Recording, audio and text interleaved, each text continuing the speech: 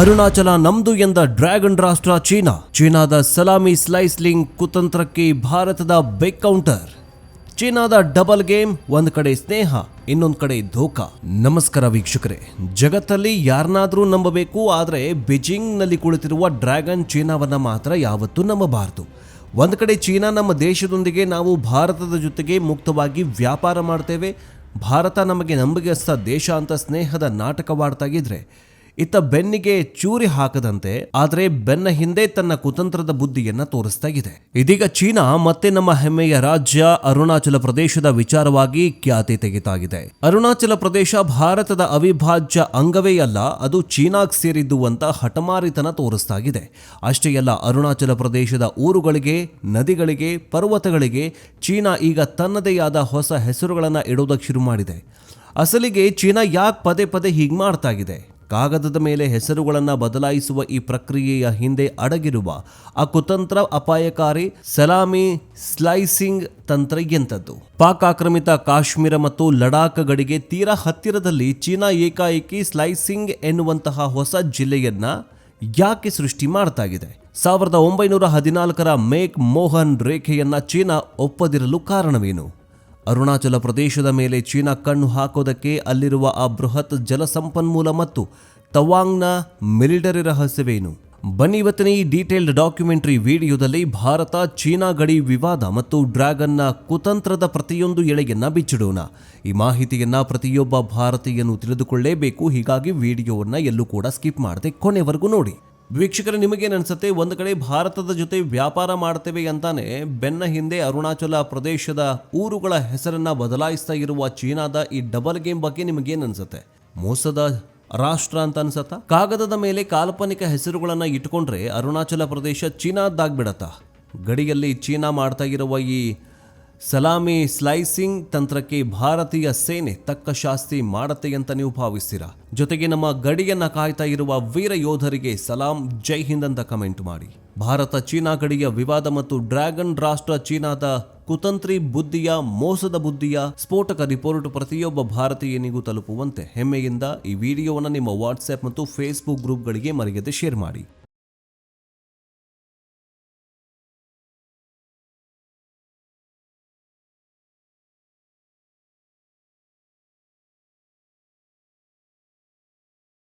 ಅರುಣಾಚಲದ 30 ಊರುಗಳಿಗೆ ಚೀನಿ ಹೆಸರು, ಭಾರತದ ದಿಟ್ಟ ತಿರುಗೇಟು.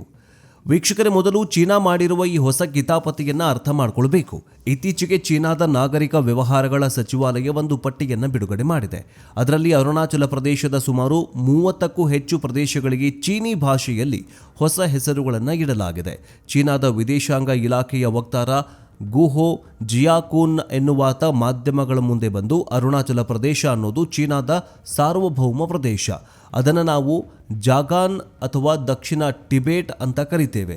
ಅಲ್ಲಿನ ಊರುಗಳಿಗೆ ಅಧಿಕೃತ ಹೆಸರು ನೀಡುವುದು ನಮ್ಮ ಹಕ್ಕು ಅಂತ ಉದ್ದಟತನ ವಾದವನ್ನು ಮಾಡಿದ್ದಾನೆ. ವಿಚಿತ್ರ ಏನಪ್ಪಾ ಅಂದರೆ, ಭಾರತದ ಭೂಭಾಗದಲ್ಲಿರುವಂತಹ ಪರ್ವತಗಳು, ನದಿಗಳು ಮತ್ತು ವಸತಿ ಪ್ರದೇಶಗಳಿಗೆ ಚೀನಾ ಹೆಸರು ನೀಡ್ತಾ ಇರುವುದು ಇದು ಮೊದಲೇನಲ್ಲ. ಇದು ಬರೋಬ್ಬರಿ 6ನೇ ಬಾರಿ ಚೀನಾ ಇಂತಹ ಕುತಂತ್ರಕ್ಕೆ ಕೈ ಹಾಕಿದೆ. ಭಾರತದ ಖಡಕ್ ತಿರುಗೇಟು. ಚೀನಾದ ಈ ನರಿಬುದ್ಧಿಯನ್ನ ಕಂಡ ಕೂಡಲೇ ಭಾರತದ ವಿದೇಶಾಂಗ ವ್ಯವಹಾರಗಳ ಸಚಿವಾಲಯದ ವಕ್ತಾರ ರಣದೀಪ್ ಜೈಸ್ವಾಲ್ ಅತ್ಯಂತ ಕಠಿಣ ಶಬ್ದಗಳಲ್ಲಿ ಡ್ರ್ಯಾಗನ್ಗೆ ಮುಟ್ಟಿ ನೋಡಿಕೊಳ್ಳುವಂತೆ ಟಾಂಗ್ ಕೊಟ್ಟಿದ್ದಾರೆ. ಚೀನಾ ಮಾಡ್ತಾ ಇರೋದು ಒಂದು ವಿಷಕಾರಿ ಮತ್ತು ಕುಚೇಷ್ಟೆಯ ಪ್ರಯತ್ನ. ಕಾಗದದ ಮೇಲೆ ಕಾಲ್ಪನಿಕ ಹೆಸರುಗಳನ್ನು ಇಡೋದ್ರಿಂದ ವಾಸ್ತವ ಎಂದಿಗೂ ಬದಲಾಗುವುದಿಲ್ಲ. ಅರುಣಾಚಲ ಪ್ರದೇಶವು ಭಾರತದ ಅವಿಭಾಜ್ಯ ಅಂಗ, ಬೇರ್ಪಡಿಸಲಾಗದ ಅಂಗ ಮತ್ತು ಮುಂದುವರಿಯುತ್ತೆ. ಚೀನಾದ ಇಂತಹ ನಕಾರಾತ್ಮಕ ಕೆಲಸಗಳಿಂದ ಗಡಿಯಲ್ಲಿ ಶಾಂತಿ ನೆಲೆಸಲು ಸಾಧ್ಯವಿಲ್ಲ ಅಂತ ಭಾರತ ಎಚ್ಚರಿಕೆ ಕೊಟ್ಟಿದೆ. ಏನಿದು ಸಲಾಮಿ ಸ್ಲೈಸಿಂಗ್? ಚೀನಾ ಆಡ್ತಾ ಇರುವ ಡೇಂಜರ್ ಗೇಮ್ ಎಂತದ್ದು ಗೊತ್ತಾ? ವೀಕ್ಷಕರೇ, ಚೀನಾ ಯಾಕೆ ಪದೇ ಪದೇ ನಮ್ಮ ಊರುಗಳ ಹೆಸರನ್ನ ಬದಲಾಯಿಸುವ ಕೆಲಸ ಮಾಡ್ತಾ ಇದೆ? ಕಾಗದದ ಮೇಲೆ ಹೆಸರು ಬದಲಾಯಿಸಿದ್ರೆ ಆ ಊರು ಅವರದ್ದಾಗ್ಬಿಡತ್ತಾ? ಖಂಡಿತ ಇಲ್ಲ. ಆದರೆ ಇದನ್ನೇ ಅಂತಾರಾಷ್ಟ್ರೀಯ ರಾಜತಾಂತ್ರಿಕ ಭಾಷೆಯಲ್ಲಿ ಸಲಾಮಿ ಸ್ಲೈಸಿಂಗ್ ತಂತ್ರ ಅಂತ ಕರಿತೀವಿ. ಸಲಾಮಿ ಸ್ಲೈಸಿಂಗ್ ತಂತ್ರ ಅಂತಂದ್ರೆ, ಒಂದು ದೊಡ್ಡ ದೇಶದ ಭೂಭಾಗವನ್ನು ಏಕಾಏಕಿ ಆಕ್ರಮಿಸಿಕೊಳ್ಳುವ ಬದಲು ಸಣ್ಣ ಸಣ್ಣದಾಗಿ ಸ್ಲೈಸ್ ಮಾಡಿಕೊಂಡು ಕಬಳಿಸ್ತಾ ಹೋಗೋದು ಅಥವಾ ಆ ಜಾಗದ ಮೇಲೆ ನಿರಂತರವಾಗಿ ಹಕ್ಕು ಸಾಧಿಸ್ತಾ ವಿವಾದ ಸೃಷ್ಟಿ ಮಾಡೋದು. ಚೀನಾ ಈ ಹೆಸರಿಸುವ ಗೇಮ್ ಅನ್ನ 2017ರಿಂದ ಶುರು ಮಾಡಿದೆ. 2017 ದಲೈಲಾಮಾ ಅವರ ಅರುಣಾಚಲ ಪ್ರದೇಶಕ್ಕೆ ಭೇಟಿ ನೀಡಿದಾಗ ಚೀನಾ ಸಿಟ್ಟಾಗಿ ಮೊದಲ ಬಾರಿಗೆ ಊರುಗಳ ಹೆಸರನ್ನ ಬದಲಾಯಿಸುವುದಕ್ಕೆ ಶುರು ಮಾಡುತ್ತೆ.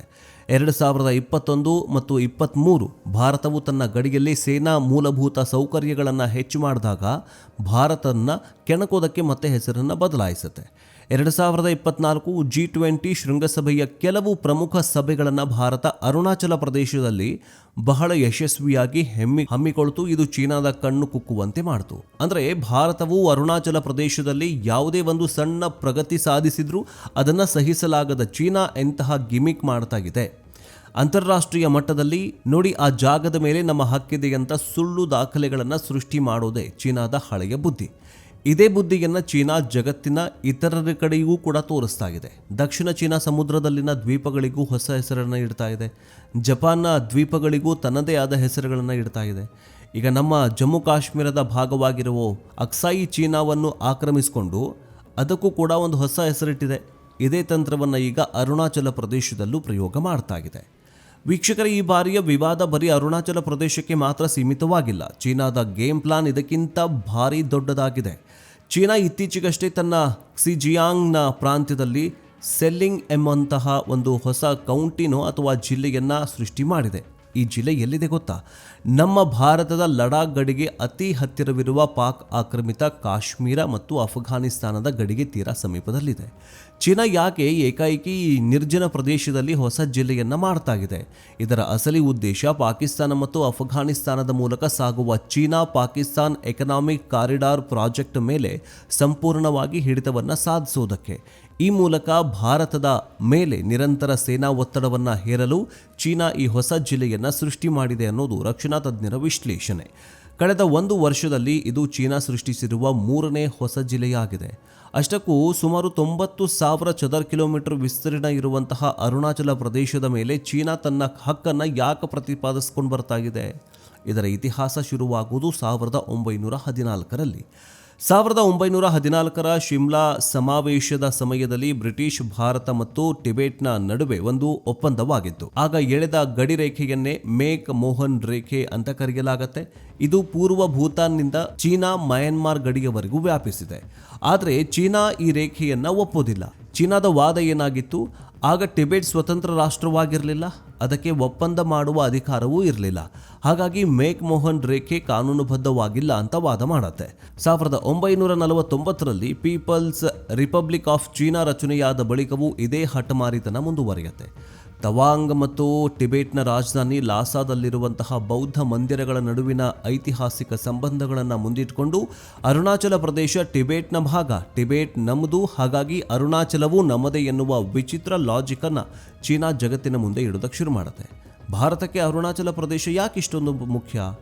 ಚೀನಾ ಏನೇ ಬೊಬ್ಬೆ ಹೊಡೆದರೂ ಭಾರತ ಅರುಣಾಚಲ ಪ್ರದೇಶದ 1 ಇಂಚು ಜಾಗವನ್ನು ಬಿಟ್ಟುಕೊಡೋದಕ್ಕೆ ಸಾಧ್ಯವಿಲ್ಲ. ಯಾಕಂದರೆ ಅರುಣಾಚಲ ಪ್ರದೇಶ ಭಾರತಕ್ಕೆ ಕೇವಲ ಒಂದು ರಾಜ್ಯವಲ್ಲ, ಅದೊಂದು ರಕ್ಷಣಾತ್ಮಕ ಗುರಾಣಿಯಾಗಿದೆ, ಅಂದರೆ ಶೀಲ್ಡ್ ಆಗಿದೆ, ಮಿಲಿಟರಿ ಬಫರ್ ಝೋನ್.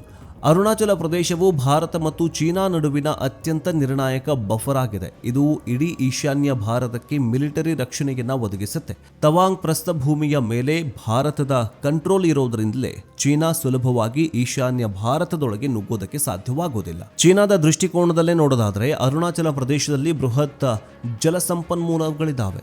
ಒಂದು ವೇಳೆ ಅರುಣಾಚಲ ಪ್ರದೇಶ ಚೀನಾದ ಪಾಲಾದ್ರೆ ಈಶಾನ್ಯ ಭಾರತಕ್ಕೆ ಹರಿಯುವ ಬ್ರಹ್ಮಪುತ್ರದಂತಹ ನದಿಗಳ ಮೇಲೆ ಚೀನಾದ ನಿಯಂತ್ರಣ ಸಾಧಿಸುತ್ತೆ. ಆಗ ಚೀನಾ ಬೇಕಾದಾಗಲೆಲ್ಲ ಈಶಾನ್ಯ ಭಾರತದಲ್ಲಿ ಪ್ರವಾಹ ಸೃಷ್ಟಿ ಮಾಡೋದು ಅಥವಾ ನೀರು ತಡೆ ಹಿಡಿದು ಬರಗಾಲ ಸೃಷ್ಟಿ ಮಾಡೋದು, ಇಂತಹ ಪ್ರಾಬ್ಲಮ್ಗಳನ್ನು ಕ್ರಿಯೇಟ್ ಮಾಡ್ತಾ ಹೋಗುತ್ತೆ. ಭಾರತ ಮತ್ತು ಚೀನಾ ನಡುವಿನ ಗಡಿಯು ಬರೋಬ್ಬರಿ 3488 ಕಿಲೋಮೀಟರ್ ವಿಸ್ತಾರವಾಗಿದೆ. ಪಶ್ಚಿಮ ವಲಯ ಲಡಾಖ್ ಮತ್ತು ಅಕ್ಸಿ ಚೀನಾ 2152 ಕಿಲೋಮೀಟರ್ ಇದ್ದರೆ, ಮಧ್ಯಮ ವಲಯ ಉತ್ತರಾಖಂಡ ಮತ್ತು ಹಿಮಾಚಲ ಪ್ರದೇಶ 625 ಕಿಲೋಮೀಟರ್ಗೆ ತನ್ನ ವಿಸ್ತರಣೆಯನ್ನು ಹೊಂದಿದೆ, ಅಂದರೆ ಗಡಿಯನ್ನು ಹೊಂದಿಕೊಂಡಿದೆ. ಇನ್ನು ಪೂರ್ವ ವಲಯದಲ್ಲಿ ಅರುಣಾಚಲ ಪ್ರದೇಶ 1140 ಕಿಲೋಮೀಟರ್ ಗಡಿಯನ್ನು ಹೊಂದಿದೆ.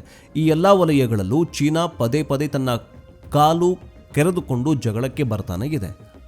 ಒಟ್ಟಾರೆಯಾಗಿ ಹೇಳೋದಾದ್ರೆ ಚೀನಾದ ಈ ದ್ವಂದ್ವ ನೀತಿ ಜಗತ್ತಿಗೆ ಹೊಸದೇನಲ್ಲ. ಒಂದ್ ಕೈಯಲ್ಲಿ ವ್ಯಾಪಾರದ ಸ್ನೇಹ ಹಸ್ತ ಚಾಚ್ತಾನೆ, ಮತ್ತೊಂದು ಕೈಯಲ್ಲಿ ಗಡಿ ಆಕ್ರಮಣದ ಸಂಚು ರೂಪಿಸ್ತಾ ಇರುವ ಡ್ರ್ಯಾಗನ್ ರಾಷ್ಟ್ರದ ಹಳೆಯ ಚಾಳಿ ಅಂತಾನೆ ಹೇಳಬಹುದು. ಆದ್ರೆ ಚೀನಾ ಒಂದು ವಿಚಾರವನ್ನ ಮರಿಬಾರದು. ಇಂದಿನ ಭಾರತ 1962ರ ಭಾರತವಲ್ಲ. ಇದು ಅತ್ಯಂತ ಶಕ್ತಿಯುತವಾಗಿರೋ ವಿಶ್ವದ ಪವರ್ಫುಲ್ ರಾಷ್ಟ್ರ, ಬಲಿಷ್ಠ ರಾಷ್ಟ್ರ, ಹೊಸ ನವಭಾರತ. ಅರುಣಾಚಲ ಪ್ರದೇಶದ ಇಂಚಿಂಚು ಭೂಮಿಯು ಭಾರತದ ಅವಿಭಾಜ್ಯ ಅಂಗ ಮತ್ತು ಆತ್ಮವಿದ್ದಂತೆ ಎನ್ನುವುದು ಕೇಂದ್ರ ಸರ್ಕಾರ ಈಗಾಗಲೇ ಜಗತ್ತಿನ ಮುಂದೆ ಸಾರಿದೆ.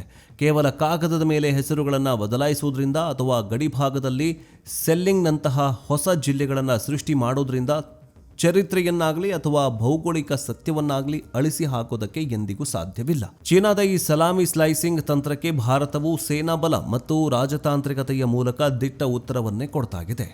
ವೀಕ್ಷಕರೇ, ನಿಮಗೇನನ್ಸುತ್ತೆ? ಒಂದು ಕಡೆ ಭಾರತದ ಜೊತೆ ವ್ಯಾಪಾರ ಮಾಡ್ತೇವೆ ಅಂತಾನೆ ಬೆನ್ನ ಹಿಂದೆ ಅರುಣಾಚಲ ಪ್ರದೇಶದ ಊರುಗಳ ಹೆಸರನ್ನ ಬದಲಾಯಿಸ್ತಾ ಇರುವ ಚೀನಾದ ಈ ಡಬಲ್ ಗೇಮ್ ಬಗ್ಗೆ ನಿಮಗೇನನ್ಸುತ್ತೆ?